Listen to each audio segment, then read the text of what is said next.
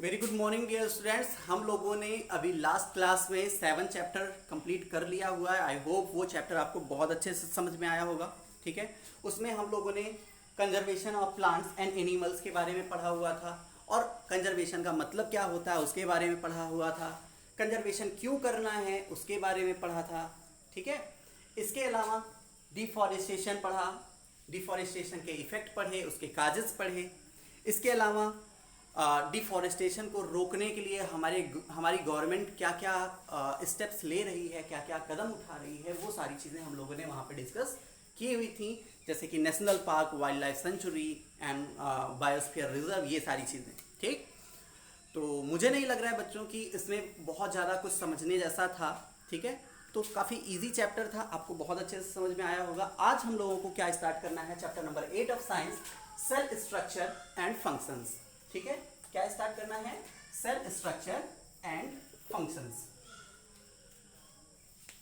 तो जैसा कि हम लोग जानते हैं बच्चों, हम लोगों के चारों तरफ बहुत सारी चीजें हैं, उसमें से कुछ चीजें हैं वो लिविंग हैं और कुछ चीजें हैं वो नॉन लिविंग हैं। लेकिन अगर हम इनके केमिकल एलिमेंट्स की बात करें, ठीक है, अगर हम इनके केमिकल एलिमेंट्स की बात करें कि आखिर किन एलिमेंट से मिलके ये सारी की सारी चीज़ें बनी हुई हैं, तो आपको देखने पे पता चलेगा कि मोस्टली जो चीज़ें हम लोगों के चारों तरफ हैं, चाहे वो लिविंग हो या फिर नॉन लिविंग हो, उनके जो एलिमेंट्स हैं जिनसे वो मिलके बन रहे हैं वो कॉमन हैं। ठीक है, कार्बन, नाइट्रोजन, ऑक्सीजन, सल्फर, ठीक है, फास्फोरस, इस तरह से कॉमन एलिमेंट आपको देखने में मिल रहे हैं। अच्छा, तो भैया जब चीज़ें जो हैं कॉमन हैं, तो आखिर उसको हम लिविंग और नॉन लिविंग में कैसे कैटेगराइज कर पाते हैं, है ना। ये जो एलिमेंट्स हैं ये क्या करते हैं, एक ग्रुप फॉर्म करते हैं।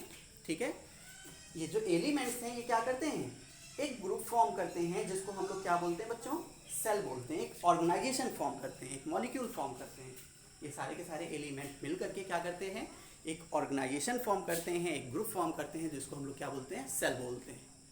और ये जो सेल होता है वो किसी भी लिविंग ऑर्गेनिज्म का बेसिक बिल्डिंग ब्लॉक होता है, यानी कि कोई भी लिविंग ऑर्गेनिज्म सेल से मिलके ही बना हुआ होता है और उसके अंदर जितने भी लाइफ प्रोसेसेस हो रहे होते हैं वो सारे के सारे कहाँ पे हो रहे होते हैं, सेल के अंदर में ही हो रहे होते हैं।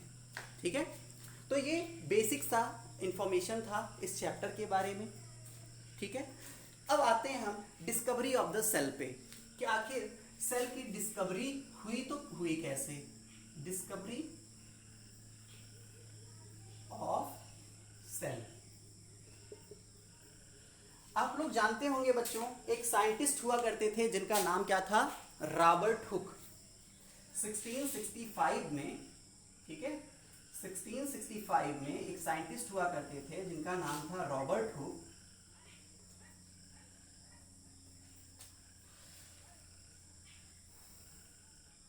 उन्होंने क्या किया, उन्होंने एक सेक्शन लिया, किसका, उन्होंने एक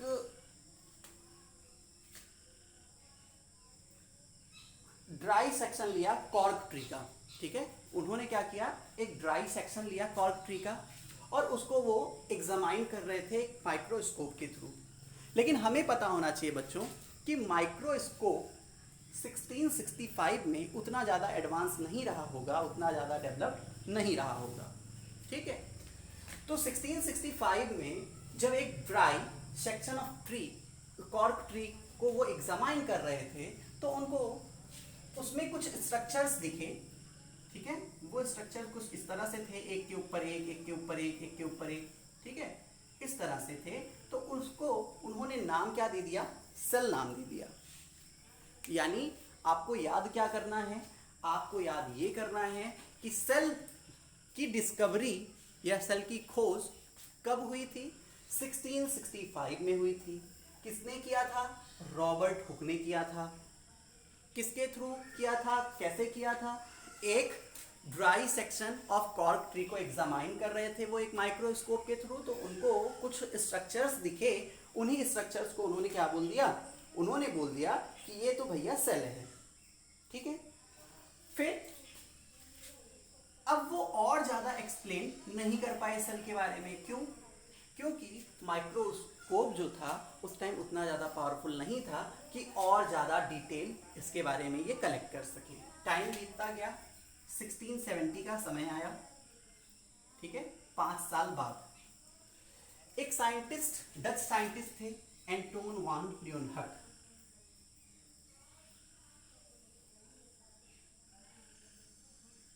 ठीक है, ये थे। इन्होंने क्या बताया,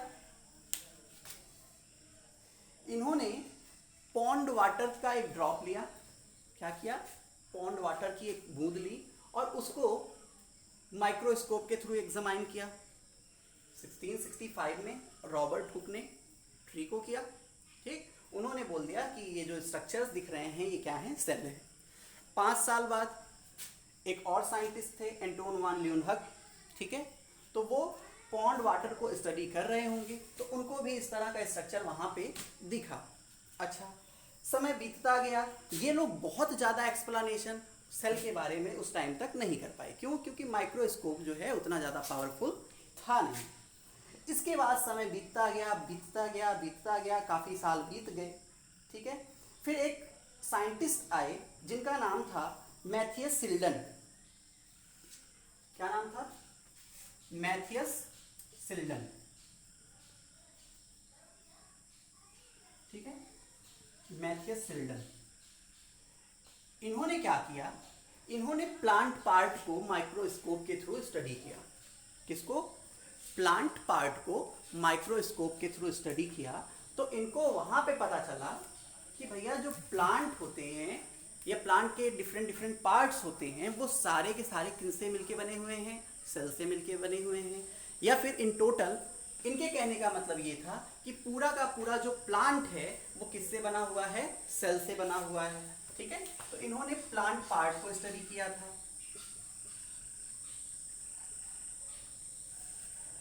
फिर इसके बाद एक और साइंटिस्ट आए, ठीक है, जिनका नाम था थियोडोर स्वान। क्या नाम था? थियोडोर स्वान। थियोडोर स्वान नाम था इनका। थियोडोर स्वान जो हैं, इन्होंने क्या किया, एनिमल पार्ट को एग्जामाइन किया। किसको? एनिमल पार्ट को। तो इनको भी वहां पे पता चला कि जितने भी एनिमल्स हैं, ठीक है, ये तो एक को एग्जामाइन कर रहे थे। जब एक को एग्जामाइन किया इन्होंने तो देखा कि उसमें सेल जैसा कुछ स्ट्रक्चर दिख रहा है। ठीक, फिर इन्होंने दूसरे को एग्जामाइन किया, तीसरे को एग्जामाइन किया, फिर ये एक रिजल्ट में ये पहुंचे कि जितने भी एनिमल्स होते हैं, ठीक है, वो सारे के सारे किसके बने हुए होते हैं, वो सारे के सारे सेल के बने हुए होते हैं। ठीक है, 1665 में रॉबर्ट हुक ने क्या किया, सेल की डिस्कवरी की। किसके through? Dry section of cork tree के थ्रू। एंटोन वान ल्यूनहक ने 1670 में पॉन्ड वाटर की एक ड्रॉप को एग्जामाइन किया। इसके बाद इन दोनों को ये तो पता चल गया कि हाँ दोनों जगह पे क्या है, सेल हैं। ठीक है, फिर धीरे धीरे समय बीतता गया। माइक्रोस्कोप उतना ज़्यादा पावरफुल था नहीं कि और ज़्यादा इसके बारे में डिटेल इंफॉर्मेशन हम कलेक्ट कर सकें। समय बीतता गया, बीतता गया, बीतता गया, तो साइंटिस्ट आए मैथियस सिल्डन। उन्होंने प्लांट पार्ट को लिया और उसकी स्टडी की।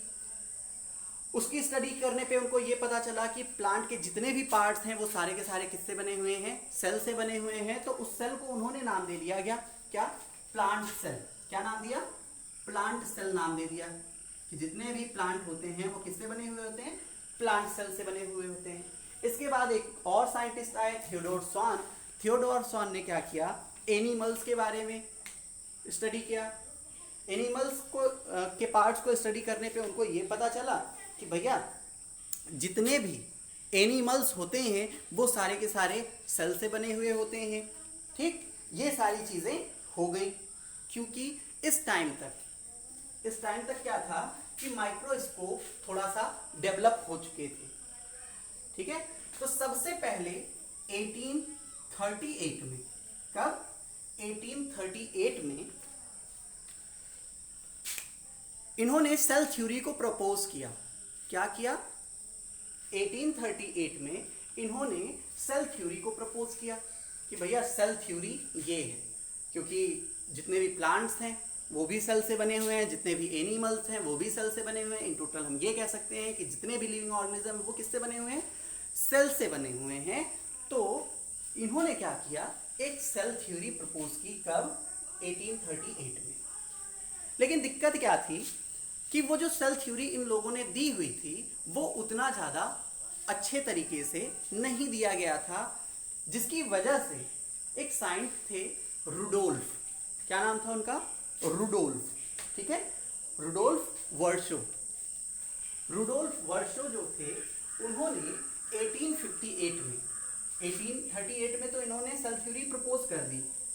लगभग 20 साल बाद 1858 में रुडोल्फ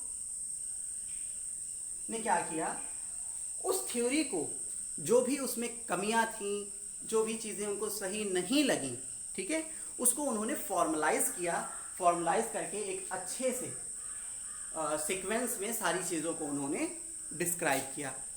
और उन्होंने कहा कि ये जो फॉर्मलाइज सेल थ्योरी है इसी को आप सेल थ्योरी के नाम से जानिए, ठीक है। तो आजकल हम लोग जो सेल थ्योरी पढ़ रहे हैं वो किसके द्वारा दी गई है, रुडोल्फ के द्वारा दी गई है, ठीक है। तो आपको सेल के बारे में बेसिक सी इंफॉर्मेशन मिल गई होगी कि आखिर कैसे सेल का कॉन्सेप्ट आया, ठीक है, किसने सबसे पहले सेल की डिस्कवरी की। और आप देख रहे हैं बच्चों, सेल की डिस्कवरी हो गई थी 1665 में और सेल थ्योरी कब आई, 1858 में। सोचो लगभग 200 साल बीत गए तब जाके इसके बारे में कुछ हमें डिटेल इंफॉर्मेशन मिली। क्यों, अब ये जो 200 साल थे, ठीक है, इसमें हमारे साइंटिस्ट लोगों ने काफ़ी मेहनत की, जिसकी वजह से साइंस तरक्की कर गया और माइक्रोस्कोप जो हैं वो एडवांस वर्जन के मिल पाए, जिसकी वजह से हम किसी छोटी चीज़ को काफ़ी गुना बड़ा करके देख पाते थे, ठीक है। तो जब इन लोगों ने एग्जामाइन किया तो इनको जो है सेल के बारे में थोड़ी सी डिटेल इंफॉर्मेशन मिलने लगी। आई होप बच्चों ये चीज़ें आपको समझ में आई हैं। बाकी चीज़ें सेल के बारे में हम लोग नेक्स्ट डे पढ़ेंगे। आज के लिए इतना ही। Thank you, have a very good day.